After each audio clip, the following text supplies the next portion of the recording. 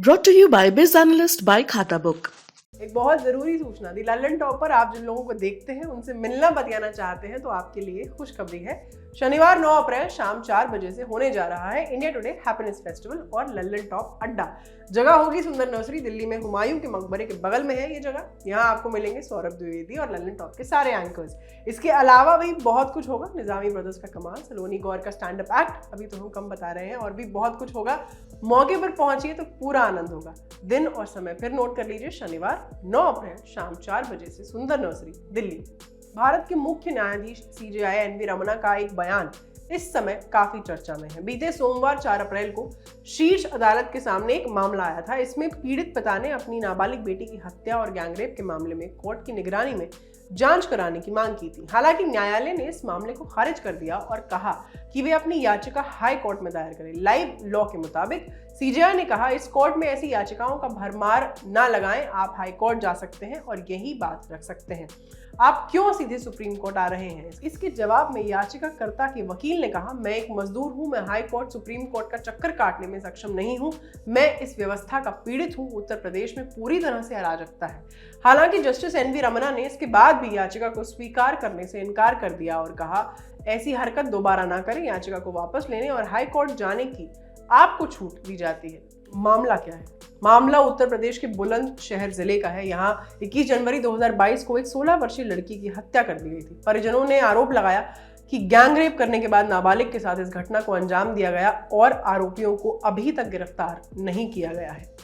बहरहाल इस समय एक बड़ी बहस छिड़ी हुई है कि सुप्रीम कोर्ट को मामले की संवेदनशीलता को ध्यान में रखते हुए याचिका को स्वीकार करना चाहिए था। वहीं एक दलील ये भी है कि पहले याचिकाकर्ता को हाई कोर्ट जाना चाहिए था। अगर वहां से राहत ना मिलती तब वे सुप्रीम कोर्ट आ सकते थे। इस बहस में पढ़ने से पहले आप ये जान लीजिए कि भारत में कौन से न्यायालय में किस तरह के मामलों को सुन सकते हैं, किस कोर्ट में आप सीधे केस फाइल कर सकते हैं और कहां आप सिर्फ अपील कर सकते हैं। सुप्रीम कोर्ट देश की सर्वोच्च अदालत है। किसी भी विवाद के इस मुद्दे पर इसका फैसला अंतिम होता है। इसके निर्णयों को कहीं भी चुनौती नहीं दी जा सकती। सिर्फ सुप्रीम कोर्ट ही अपने फैसलों पर पुनर्विचार कर सकता है और जरूरत पड़ने पर अपने किसी फैसले को पलट सकता है। सुप्रीम कोर्ट का अधिकार क्षेत्र बहुत व्यापक है, जहां 3 तरह की याचिकाओं, मूल या ओरिजिनल याचिका, अपील याचिका और एडवाइजरी आवेदनों पर सुनवाई होती है। ओरिजिनल न्याय अधिकार क्षेत्र या याचिका का मतलब है कि ऐसे विषय या मुद्दे जिस पर सुप्रीम कोर्ट सीधे सुनवाई कर सकता है। केंद्र और राज्यों के बीच का विवाद, राज्य के बीच का विवाद, कई राज्यों के बीच उत्पन्न होने वाले विवादों पर सुनवाई करने का अधिकार सिर्फ सुप्रीम कोर्ट के पास है। ऐसी स्थिति में सीधे सुप्रीम कोर्ट में याचिका दायर की जा सकती है और शीर्ष अदालत को उस पर सुनवाई करनी होती है। इसके अलावा संविधान के अनुच्छेद 32 के तहत सुप्रीम कोर्ट को यह अधिकार मिला हुआ है कि वो मौलिक अधिकारों को लागू करने से जुड़े मामलों की सुनवाई करेगा। ऐसी याचिकाओं को जनहित याचिका PIL कहा जाता है। यदि कहीं पर मौलिक अधिकारों का उल्लंघन होता है तो कोई भी व्यक्ति सर्वोच्च अदालत में PIL दायर कर राहत की मांग कर सकता है। बुलंदशहर वाले मामले में याचिकाकर्ता ने अनुच्छेद 32 के तहत ही सुप्रीम कोर्ट में याचिका दायर की थी। उन्होंने दलील दी थी कि उनके मौलिक अधिकार का उल्लंघन हो रहा है, उन्हें न्याय से वंचित किया जा रहा है, इसीलिए न्यायालय जांच का आदेश दे।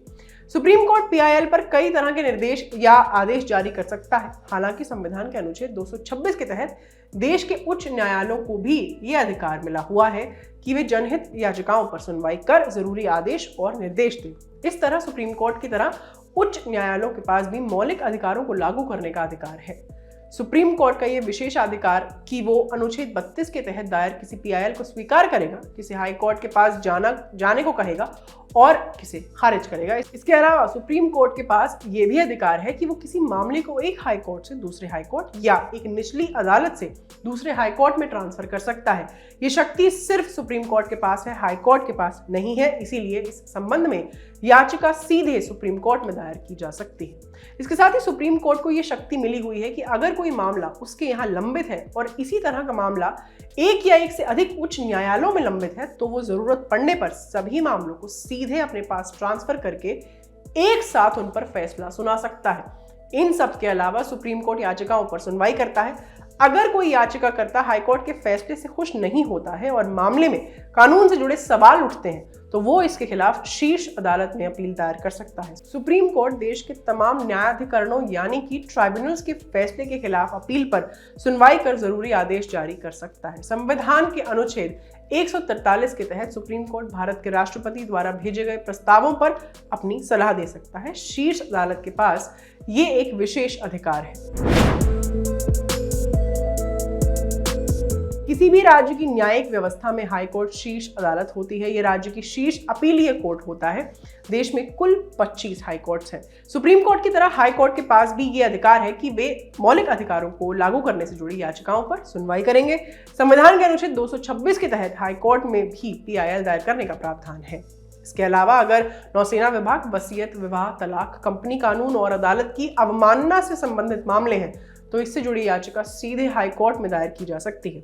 इसके साथ ही चुनाव, सांसद, विधायक संबंधी याचिकाएं सीधे हाई कोर्ट में दायर की जा सकती हैं। देश के सभी उच्च न्यायालयों के पास यह अधिकार है कि वे निचली अदालतों के फैसलों के खिलाफ दायर अपीलों पर सुनवाई कर सकते हैं और इसे लेकर जरूरी आदेश या निर्देश जारी कर सकते हैं। उच्च न्यायालयों के पास जुडिशियल रिव्यू, न्यायिक पुनर्विचार की भी शक्ति है।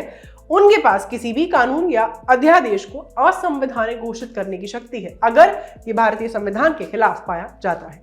इसके साथ ही हाई कोर्ट ये भी तय कर सकता है कि कौन सा मामला सुप्रीम कोर्ट में सुने जाने योग्य है। निचली अदालतें जिले के मामलों की सुनवाई करती हैं। आपराधिक और दीवानी सिविल मामलों की पहली सुनवाई इन्हीं अदालतों में होती है। उसके बाद इन मामलों पर अपील हाई कोर्ट और सुप्रीम कोर्ट में की जाती है। निचली अदालतें कई प्रकार की होती हैं। दीवानी मामलों के लिए जूनियर सिविल जज कोर्ट, प्रिंसिपल जूनियर सिविल जज कोर्ट और सीनियर सिविल जज कोर्ट होती हैं। वहीं आपराधिक मामलों के लिए first class judicial magistrate court और चीफ जुडिशियल मजिस्ट्रेट कोर्ट्स होते हैं।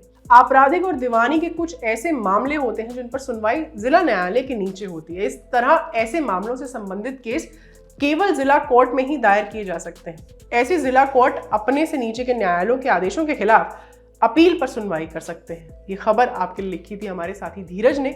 मैं हूं आस्था, कैमरा के पीछे है मन। देखते रहिए दी लल्लन टॉप और याद रखिए 9 अप्रैल शाम 4 बजे सुंदर nursery Delhi, India today happiness festival और लल्लन टॉप अड्डा। याद रखिएगा, ख्याल रखिए। शुक्रिया।